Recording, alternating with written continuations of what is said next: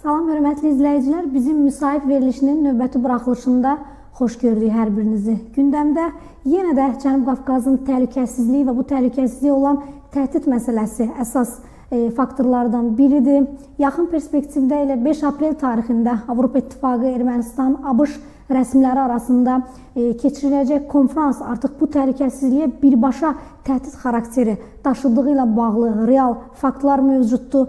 Bu və digər məsələlər, eləcə də sərhəd xəttində Ermənistana məxsus hərbi və canlı qüvvələrin canlanması ilə bağlı da artıq müəyyən problemlər vardır. Bütün bunlar əslində nəyə hesablanıb, nəyə görə məhz indiki vaxtda Azərbaycanın maksimum şəkildə Cənubi Qafqazda sabitliyin formalaşmasına xidmət etdiyi və bu istiqamətdə ciddi diplomatik uğurların əldə edildiyi vaxtda belə bir sabotaj meylləri əslində hansı qüvvələrin dəyirmanına su tökmək məqsədi daşıyır? Bu suallar ətrafında studiyamızın qonağı ilə müzakirə aparacaq. Müzakirəmizin daha geniş auditoriyaya çatması üçün bizi bəyənməyi, paylaşmağı, eləcə də arzu etsəniz qonağımıza suallar da ünvanlamağı unutmayın. Studiyamızın qonağı Siyasi Texnologiyalar Mərkəzinin rəhbəri politoloq Vəli bəydir. Vəli bəy, xoş gəlmisiniz. Xoş gördük. İlk olaraq elə 5 aprel tarixində keçiriləcək konferans barədə də sizin fikirlərinizi almaq istəyirəm. Bu barədə elə yaxında sizin bir yazınızı da oxudum və tam olaraq bu konferansda əldə olunacaq hərbi paktın imzalanması ilə bağlı məsələlərin də gündəmdə olduğu bəllidir. Bununla bağlı Azərbaycan Xarici İşlər Nazirliyinin də açıqlamasında birbaşa olaraq Avropa Sülh Fondunun Ermənistana yardımlar etməsi ilə bağlı və məhz həmin konferansda hərbi paktın imzalanacağı ilə bağlı mesajların yer alması artıq birmənalı şəkildə deməyimizə əsas verir ki, bütün bu məqamlarla bağlı Bakının əlində ciddi faktlar var. Siz necə düşünürsünüz bütün bu məsələləri? Bəli, mən də razıyam ki, 5 aprel görüşü əsasən Qafqazda vəziyyətin sabitləşməsinə yox, ümumiyyətlə sabitlikdən qaçmasına getirib çıxara bilər, sabitliyin yox olmasına getirib çıxara bilər. Artıq neçə illərdir ki, regionda, tək regionda, bütün dünyada yeni xəritə, siyasi xəritənin cızılması prosesi başlayıb və bu xəritədə də həmişə biz bunu qeyd edirdik və bu dəfə də mən təkrarlamaq istəyirəm ki, Qafqaz çox gərgin, çox vacib və mühüm bir geosiyasi qovşaqdır bu. O nöqteyi nəzərdən sir deyil ki, Amerika Birləşmiş Ştatlarının özü də, Avropa İttifaqı özü də Qafqaza çox böyük önəm verirlər və bu önəm verdiyi zamanda biz görürük ki, burada zəif bir bənd var, o da Ermənistandır. Həmişə olduğu kimi zəif bəndin üstündə oyunlar qurulur. Bu dəfə də söz əlbəttə ki, və o nöqteyi nəzərdən də ki, ABŞ da, elə Avropa İttifaqının özü də Ermənistan üzərində oyunlar apararaq bu bölgədə vəziyyəti gərginləşdirmək və Rusiyanın buradan tamamilə sıxışdırılmasına nail olmaq istəyirlər. Bəli. Vəli bəy, elə az öncə də mən qeyd etdim bununla bağlı hərbi paktın imzalanması. Ümumiyyətlə, bu Ermənistanın silahlandırılması məsələsi, hərbi aktivliyinin gücləndirilməsi ilə bağlı ciddi işlərin görülməsini biz son dönəmlərdə çox müşahidə edirik. Elə təsadüfi deyildi ki, məhz indiki vaxtda, məhz hərbi əməkdaşlıq kontekstində Ermənistan ciddi işlər görməyə başlayıb. Bugünə qədər belə bir diplomatik uğurlarını biz heç bir zaman müşahidə etməmişdik. Məhz Azərbaycan uğurlar əldə etdikcə, məhz Azərbaycan Cənubi Qafqaz regionunda siyasi mənzərəni, siyasi konfigurasiyanı dəyişmək yolunda ciddi addımlar atdıqca artıq müəyyən qüvvələr görülür ki, bu sabitlikdən yararlana bilmir. Çünki bugünə qədər də 30 ilə yaxın müddətdə necə ki, Azərbaycan torpaqları işğal altındaydı və artıq indiki proseslər bizim artıq açıq səslə deməyimizə əsas verir ki, elə həmin qüvvələr, hansı ki, bəzilərinin üzərində hətta moderatorluqla da bağlı onların missiya var idi, amma bu missiyalarını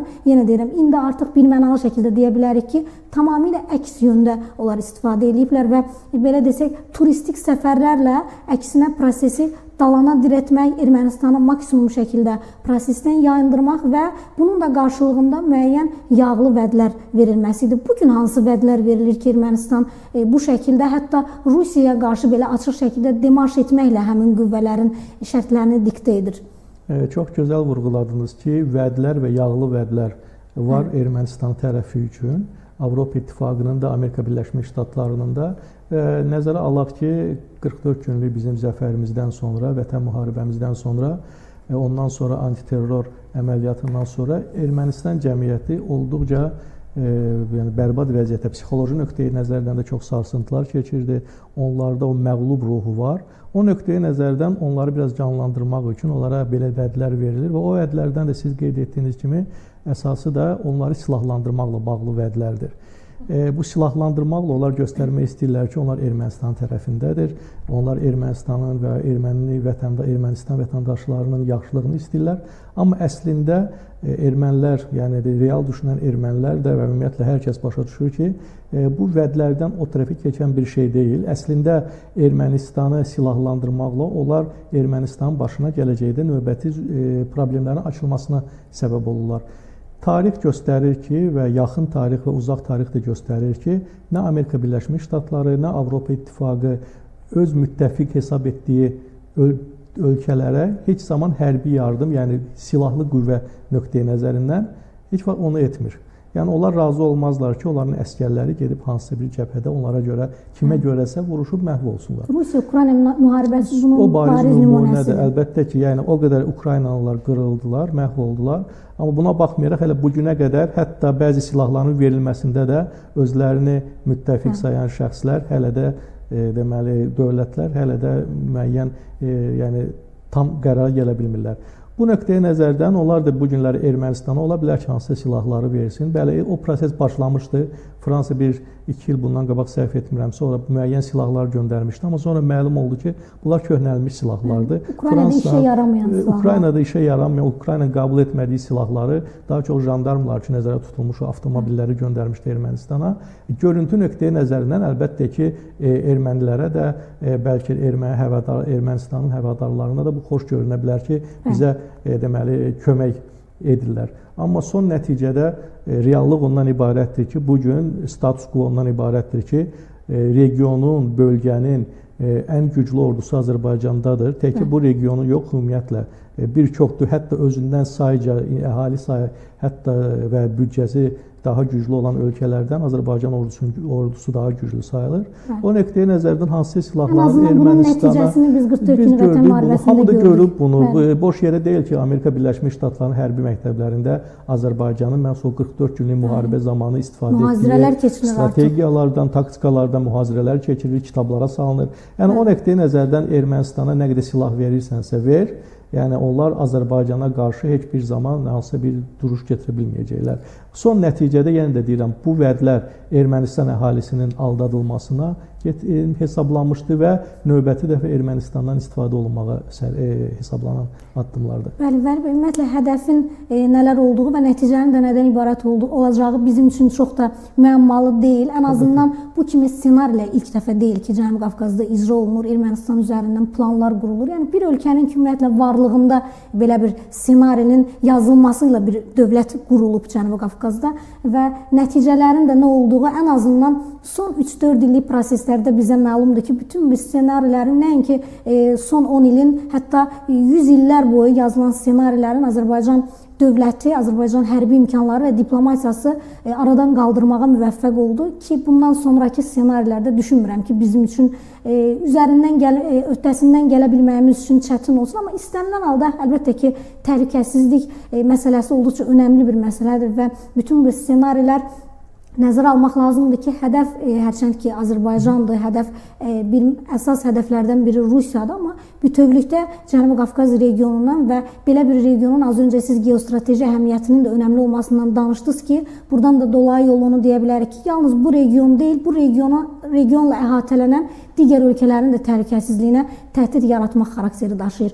Elə digər ölkələrə təhdid demişkən, məlum məsələdir ki, bu regionda əsas hədəf alınacaq ölkələrdən biri Rusiyadır, az öncə qeyd etdiyim kimi, eyni zamanda İrandır və o İran ki, bugünə qədər maksimum şəkildə bütün güclərini səfərbər edərək aşkar və qeyri-aşkar şəkildə Ermənistanın müdafiəsinə qalxışdı, Azərbaycanın haqq işi uğrunda apardığı mübarizəni niyəsə özünün qırmızı xəttinin çizilməsi kimi, keçilməsi kimi qələmə verdi və maksimum Ermənistanı müdafiə eləməyə qalxışdı. Hətta Qafanı İranda niyəsə birdən-birə konsulluğun açılması da niyəsə deyir, əslində altında yatan səbəbləri də biz çox yaxşı anlayırıq. Və bütün bu hadisələrin yaşandığı bir vaxtda artıq deyə bilərik ki, Ermənistan növbəti xəyanətini bugün İrana qarşı edir. Yəni, İrana qarşı, İran əleyhinə olacaq istənilən senaridə demək ki, İrəvan çox asan şəkildə imzasını ataraq yer ala bilir. Bugün İran və Rusiyanın hansı reaksiya verəcəyi gözlənilir. Hərçənd ki, hər ikisinin də Azərbaycanla da bağlı maraqları göz önündədir. Siz gözəl qeyd etdiniz ki, tarix boyu Ermənistan hər zaman deməli, öz havadarlarına qarşı onların çətin vəziyyəti zamanı onlara arxa çevirən bir dövlətdir. Əsrin əvvəlində biz Türkiyədə bunun şahidi olduq və belə tarix bunu göstərir, dəfələrlə belə şeylər olub. İrana gəldikdə, bəli, İran hər zaman düşünürdü ki, İran üçün bölgədə əsas təhdid Azərbaycandan gəlir. Amma bu 44 günlük, hətta siz dediyiniz kimi 44 günlük müharibə zamanı da o hər vəclə Ermənistanı müxtəlif vasitələrlə onu dəstəkləyirdi.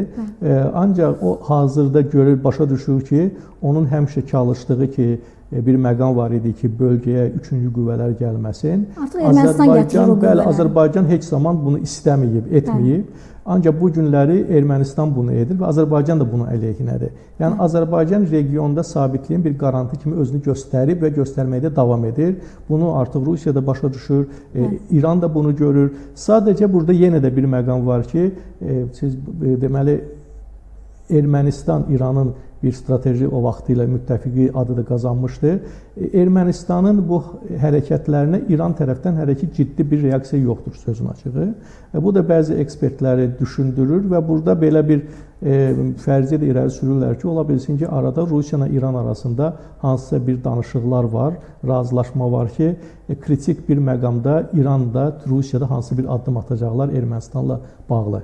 Yəni, boş yerə deyildi ki, Ermənistanın özündə fəaliyyət göstərən bəzi ekspertlər 44 günlük müharibədən sonra və Azərbaycanla sülh müqaviləsinin uzadılması məsələsinə toxunanda qeyd edirdilər ki, Ermənistan belə davam etsə, Ermənistanın özünün mövcudluğu şübhə altında qalır, şübhə altında olacaq. Onlar əlbəttə gözəl başa düşürlər ki, Azərbaycanın heç bir torpaqlarda gözü yoxdur, öz torpaqlarını geri qaytarmaqla məşğuldur. Ancaq başqa dövlətlər var ki, onlar çox asanlıqla qısa bir müddət ərzində Ermənistanı yer üzündən silə bilərlər. Yəni, o nöqteyi nəzərən sizin dediyiniz kimi bölgədə ciddi proseslər gedir və burada təkcə Rusiya, siz dediyiniz kimi Rusiyanın mövcudluğunu yox etmək yox, eyni zamanda buradan gələcəkdə İrana qarşı plazdarm kimi də istifadə etmək nəzərdə tutulur və bu plazdarm rolunu da əlbəttə ki, Ermənistan oynayacaq. Bəli, Rusiyaya yönəlik təhlükədən də siz haqlı olaraq bəhs etdiniz. Həqiqətən də əslində burada Azərbaycanın maraqları üzərində müəyyən manipulyasiyaların olduğunu biz müşahidə etsək də, amma əsas hədəf artıq qütblər arasında mübarizənin fonunda baş verir. Yəni, Rusiya əleyhinə Cənubi Qafqazda bir arxa cəbhənin, arxa bağçanın yaradılmasıdır ki, maksimum şəkildə bütün spektrlərdə Rusiyadan asılı olan Ermənistan bugün həmin qüvvələrə, az öncə bəhs etdiyimiz o yağlı vədlərə hələ də inanmağa davam edir. Ancaq bir can şüşəsi deyərdik ki, Ermənistan bugün Rusiyanın əlindədir və hətta ağır metodlarla deyil, primitiv belə mexanizmləri işə salmaqla Ermənistanın elə öz rəsmilərinin də dili ilə desək, tamamilə xəritədən silinməsi, siyasi varlığının sual altına düşməsi yaşana bilər. Vəli bəy, ən son elə məlumdur ki, Ermənistan-Azərbaycan sərhəd xəttində artıq növbəti dəfə ənənəvi olaraq yenə də Ermənistan təxribatlara əl atır. Niyəsə birbaşa meydanda Azərbaycana qarşı heç bir addım ata bilməyən, məğlub olan, ordusu darmadağın edilən bu ölkə bugün yenə də ənənəvi təxribat ritorikasına, arxadan zərbə ritorikasına davam edir. Artıq həm hərbi texnikanın yerləşdirilməsi, aktivləşdirilməsi, təlimlərin keçirilməsi, canlı qüvvələrin də yəni bu kimi halların canlanmasını biz müşahidə edə bilirik. Məhz indiki vaxtda və bir neçə gün sonra da 5 apreldə keçiriləcək konfrans arasında bir bağlantı görmək mümkündürmü? Əlbəttə ki, doğru deyirsiniz. Burada bağlantı var. Birinci, bu bir məsələyə toxunmaq istəyirəm ki, hazırda deməli, Ermənistanı Rusiyaya qarşı istifadə edən Avropa İttifaqı və Amerika Birləşmiş Ştatları gələcək perspektivdə, yəni Rusiyanın burada mövcudluğu olmayan zaman bu plazdarmdan Azərbaycana qarşı da istifadə etmək istəyir. Çünki Azərbaycan bu gün güclü dövlətdir, iqtisadi, hərbi və s. baxımdan və Azərbaycanda müəyyən öz maraqlarını həyata keçirmək üçün, necə ki, vaxtı ikən Rusiya Ermənistanı istifadə edir Azərbaycana qarşı, gələcəkdə Avropa İttifaqı və ABŞ da Ermənistan Azərbaycana qarşı istifadə etmək fikri var. Bu istifadə, bu təhdidlər nədən ibarət olacaq? Yenə də Ermənistanda müəyyən revanşist qüvvələrin deməli dəstəklənməsidir və s. və ilaxır. Bu məsələləri barədə çox danışmaq istəmirəm. O ki, qaldı hazırda sərhəd boyu vəziyyət və orada Ermənistan silahlı qüvvələrinin toplanması və s. Artıq uzun müddətdir ki, demək olar ki, Paşinyanın hakimiyyətə gəldiyi dövr, ümumiyyətlə, hər zaman Ermənistan hakimiyyəti heç bir zaman öz bildiyi kimi hərəkət etməyib. Bir zaman Rusiyanın tapşırığını hərəkətlər edirdi. Paşinyan hakimiyyətə gələndən sonra artıq bu istiqamət dəyişilib, artıq sifarişlər başqa istiqamətdən gəlir. Yəni bu gün də və ya hər iki istiqamət. Və ya artıq bu yəni şimal istiqaməti biraz zəifləyib əslində, amma əsas Avropada qərb istiqamətindən gələn sifarişlərdir və bu günləri ora əgər Ermənistan silahlı qüvvələrini, texnikasını ora toplayırsa, deməli bu da hardansa gələn sifarişin nəticəsidir. Bu sifarişin arxasında nə durur? Bu da yenə də Azərbaycanı təhdid etmək və Azərbaycanı öz maraqlarına uyğun hərəkətlər etməsinə deməli təhrik etməkdir. Hamı gözəl başa düşür ki, Avropada da, Amerika Birləşmiş Ştatlarında da bu gün regionun güclü ölkəsi Azərbaycandır və Azərbaycanın razılığı, rizası olmadan burada hər hansı bir dəyişikliyin baş tutması mümkünsüzdür. Azərbaycan da bu gün heç kəsdən asılılığı olmadığına görə o qarşılıqlı, necə deyərlər, tam hüquqlu dialoq istəyir, əməkdaşlıq, tərəfdaşlıq istəyir. ABŞ və Avropa İttifaqı buna hazır deyirlər ki, özündən kiçik bir ölkələ belə danışsınlar. Ona görə də onlar istəyirlər ki, həmin ölkəni əssinlər və bu əzmənin də yollarından biri məhz Ermənistanı silahlandırmaqdır. Ermənistana tapşırıq vermək ki, cəbhə boyu, daha doğrusu sərhəd boyu silahların toplanılmasıdır, muskulların nümayişidir, yəni bunu əzələ nümayişidir. Gövdə göstərişidir, amma ki, yəni yenə də bu, necə deyərlər, uyğun bir şey deyil də, yəni Azərbaycana orada gövdə göstərə biləcək bir qüvvə yoxdur. Bunu da hamı başa düşür, özləri də başa düşür. Ona görə də mən o məsələni də qeyd etmək istəyirəm ki, Azərbaycan həqiqətən də xarici siyasət, tək xarici siyasəti yox, ümumiyyətlə regionda baş verən hadisələri çox diqqətlə izləyir və buna lazımınca reaksiyalar verir vaxtı ikən. Bunu dünya ictimaiyyətinə vaxtında çatdırmağı bacarır. O nöqteyi nəzərdən də düşünürəm ki, bəli, bunlar hamısı yenə də bölgədə yeni siyasi durumun formalaşmasına hesablanıb və ancaq mən düşünürəm ki, son nəticədə yenə də Azərbaycan uduşlu vəziyyətdə olacaq. Bəli, mən də elə sizin fikirlərinizə həmrəyliyimi ifadə etmək istəyirəm ki, həqiqətən də Ermənistanın hazırda atdığı addımları biz birbaşa olaraq kənardan aldığı təlimatlar çərçivəsində icra etdiyini düşünə bilərik. Çünki ən azından məntiq çərçivəsində baxsaq, Ermənistanın bu təxribatların arxasında dayanacaq, Azərbaycanın haqlı olaraq verə biləcəyi adekvat reaksiyanın qarşısında dayana biləcək ordu imkanları mövcud deyil. Yəni, ən azından mövcud olsaydı, 30 il ərzində də bu silahlanma Ermənistana yönəlik həyata keçirilmişdi, amma nəticəsi 44 gün ərzində və sonunda, müharibənin sonunda göz önündə oldu. Eləcə də 23 saat ərzində Azərbaycanın separatizmin ləğvinə nail olması da aşkar şəkildə göstərdi ki, bu təxribatların arxasında dayana bilməyəcəyini İrəvan özü də çox yaxşı anlayır və sadəcə bu təlimatları həyata keçirmək məcburiyyətindədir. Digər tərəfdən də sizin az öncə qeyd etdiyiniz kimi bu bölgədə Azərbaycan hal-hazırda regionda mövcud olan ölkələrin varlığına və bu ölkələrin birgə çiyin-çiyinə, əl-ələ verərək öz problemləri istiqamətində mübarizə aparmasına şərait yaradır. Və heç təsadüfi deyil ki, məhz bizim torpaqlarımız işğaldan azad edildikdən sonra 3+3 formatı kimi bir format dilə gətirildi. Cənab Ərdoğan tərəfindən və bazısı fundamenti Azərbaycan tərəfindən, Cənab İlham Əliyevin siyasi ritorikası nəticəsində belə bir baza formalaşdı və biz artıq bugünə qədər Ermənistan üzərindən bölgədə at oynatmağa çalışan qüvvələri tamamilə addımlarını məhdudlaşdırmışıq və söyləyirik ki, bu region yalnız elə region ölkələri üçündür.